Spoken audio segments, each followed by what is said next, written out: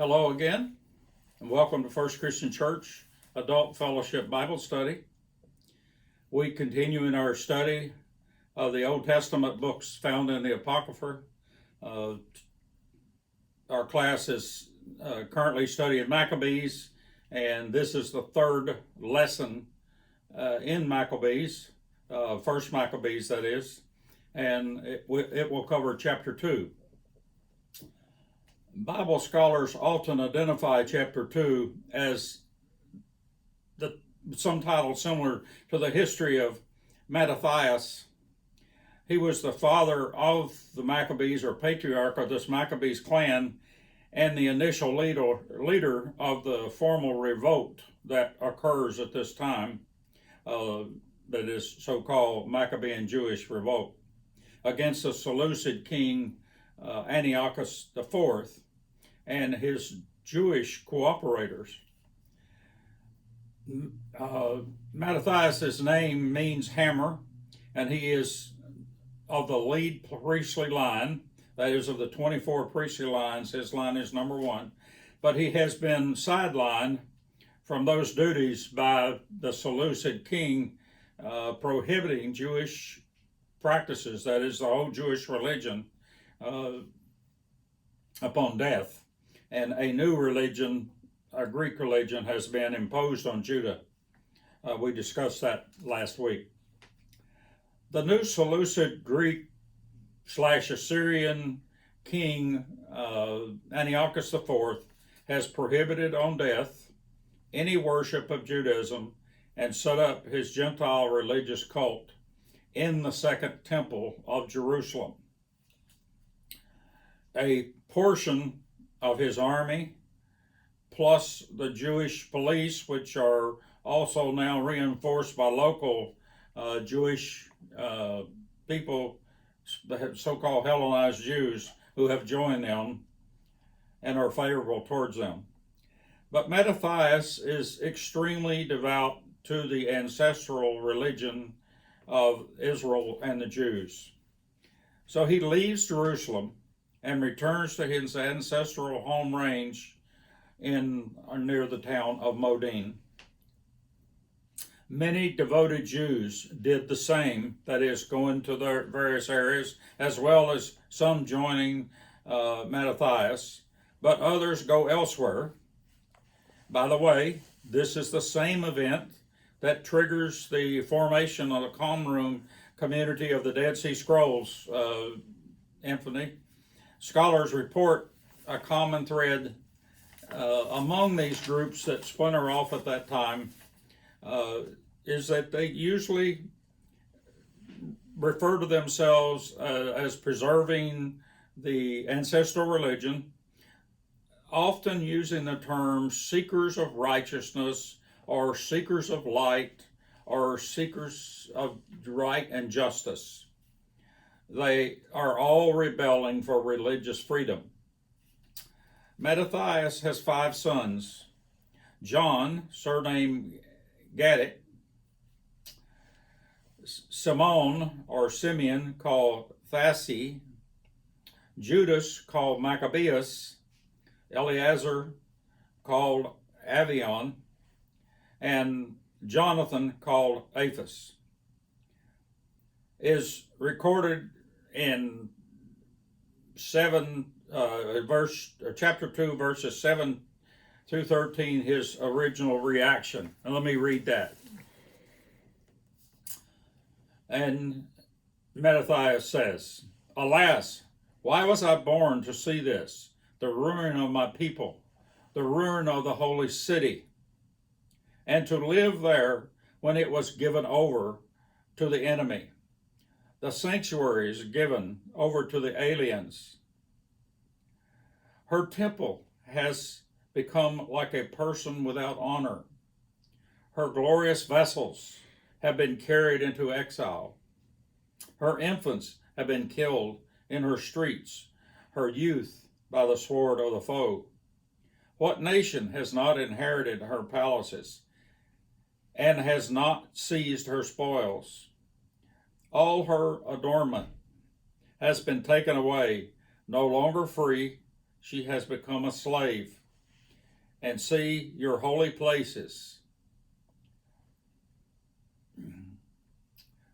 for beauty and our glory have all been laid waste. Why should we live any longer? And he and his sons then are in mourning. They're dressed in sackcloth, which is associated with penitence for their guilt in whatever association they feel they have in allowing this to happen. By the way, Modin is about 17 miles northwest of Jerusalem. It's in the mountainous areas, or more mountainous than Jerusalem, and the edge of the wilderness. This is the same general area where David was believed to have hid from Saul, scholars tell us. It is also excellent ground for fighting a guerrilla-style war, which is what they'll do. In verses 15 through 28, the actions of at Modin and around that area are described. Basically, along this line, the king's officers approached this area in an attempt to bribe Mattathias to join them with offers of joining Antiochus IV's court and the monetary trappings that go with that. They acknowledge him as a leader, influential leader, and are prepared, however, to enforce their offer through military action. So we'll read 1922 for that's chapter 2, verses 19 through 22, to see his reactions to that. But Matthias answered and said in a loud voice, even if all the nations that live under the rule of the king obey him, and have chosen to obey his commandments, every one of them abandoning the religion of their ancestors, I and my sons and my brothers will continue to live by the covenant of our ancestors. For be it from us to desert the law and the ordinances, we will not obey the king's word by turning aside from our religion to the right hand or to the left. Mattathias starts the war right there, on the spot, by killing some Jews who worship the Gentile god in front of him. Plus he kills the king's officer or messenger that came to bring this message. Then he destroys the Hellenistic altar constructed there at Modin. He then cries out, excuse me, let everyone who is zealous for the law and supports the covenant come out with me. Then they headed further into the hills and wilderness without their provisions, probably towards the Samarian wilderness, which would have been east of them. Verse 26 says, he burned with zeal for the law, just as Phinehas did. What does that mean? You should find a scriptural footnote somewhere there close to that for Numbers 25, verses 6 through 6 through 15. This is the story where Aaron's grandson, Phinehas, killed an Israelite man and his Midianite wife who were engaged in improper worship of Israel's God during the wilderness, wandering in the wilderness days with Moses. That example was considered the model of true devotion to the ancestral faith. And because of this action, Phinehas was granted a perpetual priesthood for his progeny. Mattathias is here then claiming that ancestral lineage, a very significant point that will be used later, we'll see in this revolt, by two of his sons, that is Simeon or Simon and Jonathan, both becoming high priests. Verses 29 through 48 take up the exploits of Mattathias in the revolt. Most of the warfare is going to be conducted by his sons later.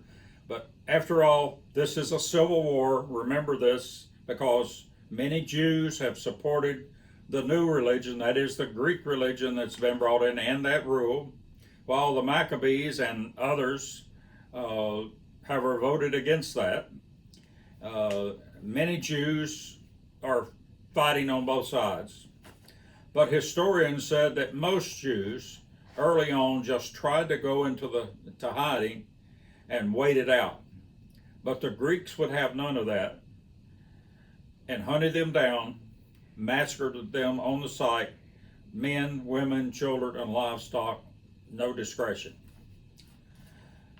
The Jerusalem guards, which were made up of Greeks as well as supporting Jews, were responsible for much of that hunting down, according to scholars, causing great division within their country. The people refused to fight, however, that is, those loyal to the faithful old religion, because this occurred mostly on the Sabbath, even to defend themselves. And that's interesting because the old Jewish faith and the law itself does not have a specific provision against at least defending yourself on the Sabbath. Mattathias incited them further by saying, "Let their death here be a witness to the unjustness before God of these people and of the earth."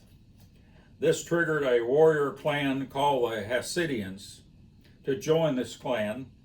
Historians claim they were this guerrilla army made up of the Hasidians, other Jews, and the clan of Maccabees, all of which take the sort of the title Maccabees, was about 6,000 zealots.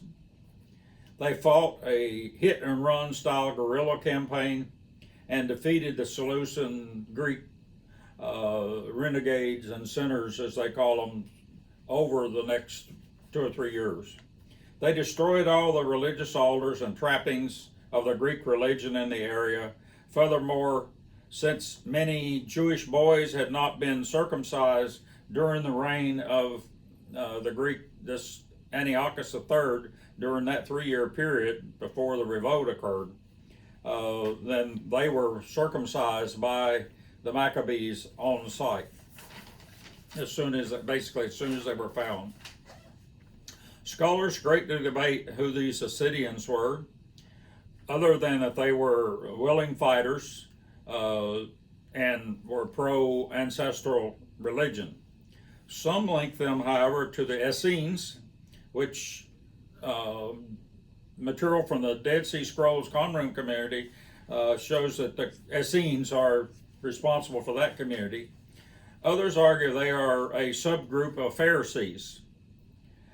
Some of the oldest manuscripts of First Maccabees, though, don't even refer to these people as Hasidians. They refer to them just as Judeans. Verses 49 through 70 covers the aging and death of Mattathias and the transfer of power to his sons. His message is to be strong and brave in the defense of their religion, even to the point of giving their life. Such acts will be reckoned as righteousness, he passes on. He appoints his son Simon or Simeon, both names get used, as the new patriarch of the family, the father figure, if you will, and the wise counselor to lead the overall clan. But Judas, who is called Maccabees, is to be the military war leader. He then adds his benediction. All who observe the law of our ancestors, rally around them, avenge wrongs done to your people, and obey the commandments of the law. It's reported then he dies a natural death. I wish you a good Bible study this week, and we'll continue on with chapter 3 and others next week.